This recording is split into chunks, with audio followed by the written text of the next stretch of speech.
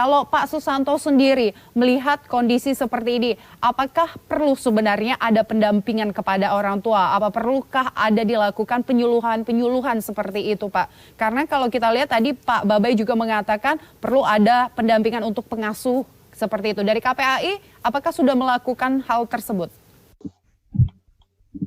Memang kami terus melakukan advokasi ya, baik kepada pemerintah daerah, organisasi sosial, termasuk juga para orang tua ya, untuk memastikan bahwa orang tua hari ini harus semakin hari memiliki literasi yang positif terkait dengan pengasuhan. Kenapa menjadi orang tua hari ini itu tantangannya semakin kompleks, tidak seperti menjadi orang tua di 20 tahun yang lalu.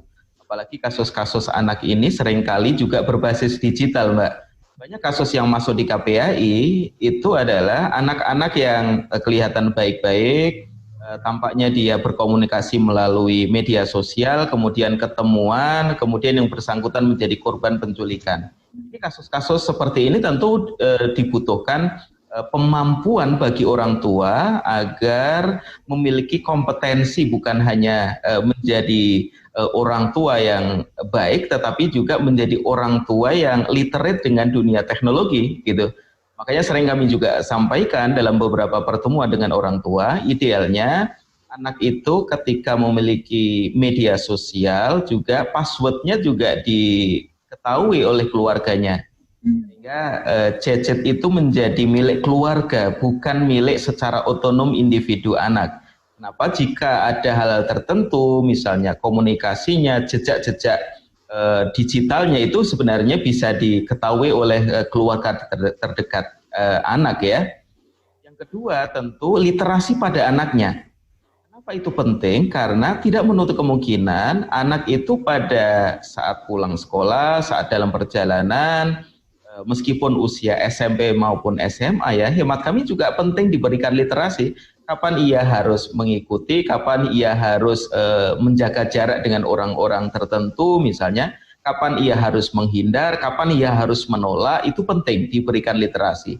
Agar anak-anak kita ketika diajak-ajak, diiming-imingi jajanan, makanan, atau iming-iming yang lain, anak-anak kita tidak mudah terpapar ya. Anak-anak kita tidak mudah terkelabui dengan modus-modus pelaku kejahatan seperti itu. Jadi kehati-hatian kita dan self-resilient yang kita tumbuhkan pada anak-anak kita itu akan jadi modal besar bagi masa depan anak-anak kita di Kota Depok. Pak Susanto, tadi Pak Susanto sempat memaparkan bahwa anak-anak itu harus ada pengawasan dari orang-orang terdekatnya. Tapi orang-orang terdekatnya itu adakah lingkarannya? Bisa dijelaskan siapa-siapa saja yang bisa dekat? Karena kalau kita lihat dari kasus-kasus pelecehan sebenarnya ada orang terdekat yang justru sebagai pelaku untuk melecehkan anak tersebut. Ini apakah bisa dilingkarin yang mana-mana saja yang harus sebenarnya dipercaya? Karena saat ini kan korbannya anak ketika dia sudah dipercayakan, misalnya contohnya saja pamannya sendiri. Apakah sebenarnya orang terdekatnya itu apakah paman atau tetangga, bisa kita katakan itu adalah salah satu yang dekat dengan rumahnya, ini juga patut untuk diwaspadai. Ya, orang terdekat yang primer itu kan orang tua ya, dalam hal ini ayah ibunya ya, kakek, nenek, itu hemat kami adalah orang terdekat yang sejauh ini sejauh ini memang kan aman ya, meskipun ada satu kasus, dua kasus memang ada ya. Tapi kan dari sekian juta masyarakat Indonesia, secara umum kan memang ya penanggung jawab keamanan dan kenyamanan anak-anak ya orang tuanya, termasuk juga keluarganya. Memang ada oknum-oknum paman misalnya yang pernah juga terjadi di kasus-kasus tertentu. Tapi prinsipnya kan semakin anak diberikan kesadaran, diberikan literasi, diberikan katakanlah pemahaman terkait hal-hal seperti itu, saya kira siapapun yang akan melakukan, anak-anak kita juga semakin literate ya, semakin mampu untuk menolak, mampu untuk menghindar, dan mampu untuk tidak menjadi korban. Itu hemat kami. Jadi bisa saja katakanlah orang-orang tertentu berpotensi menjadi pelaku, tetapi saat anak diberikan literasi yang kokoh terkait dengan perlindungan dari kejahatan, hemat kami ini akan membantu tingkat keterpaparan anak kita menjadi korban. Baik, Pak Susanto. Ya, terakhir untuk closing statement, Pak Babai, ada saran yang ingin diberikan kepada orang tua, khususnya masyarakat Kota Depok, agar anaknya bisa lebih nyaman dan aman?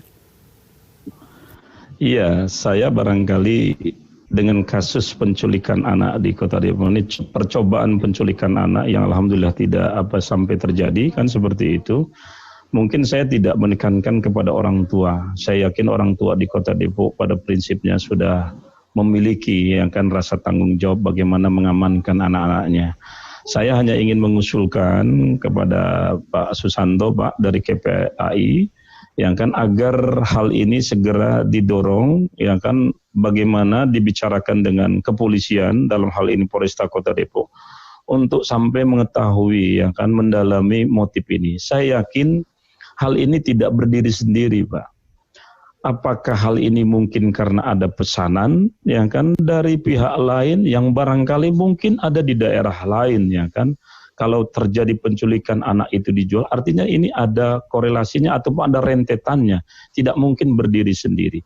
Yang kedua, apakah ini murni motif ekonomi? Seperti tadi Mbak katakan, dalam situasi pandemi COVID kayak begini barangkali butuh uang, sehingga tujuannya menculik untuk memeras orang tuanya.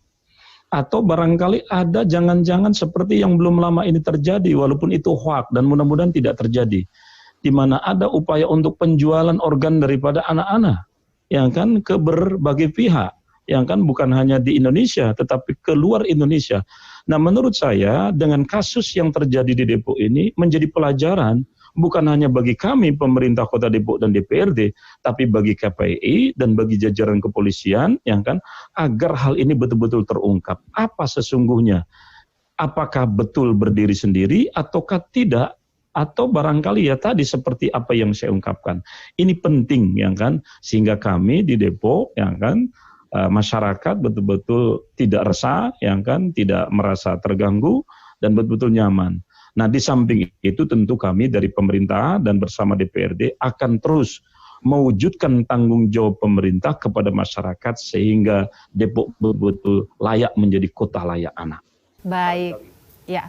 Baik, Pak Babai Suhaimin, anggota DPRD Kota Depok, Pak Susanto, Ketua KPAI, terima kasih sudah bergabung bersama kami di Sore Jakarta. Kita berharap semoga memang kasus ini tidak lagi terjadi dan segera ditemukan pelakunya sehingga Kota Depok tetap menjadi kota ramah anak sesuai harapan-harapan Bapak-Bapak dan warganya tentunya. Sekali lagi terima kasih Bapak sudah bergabung bersama kami.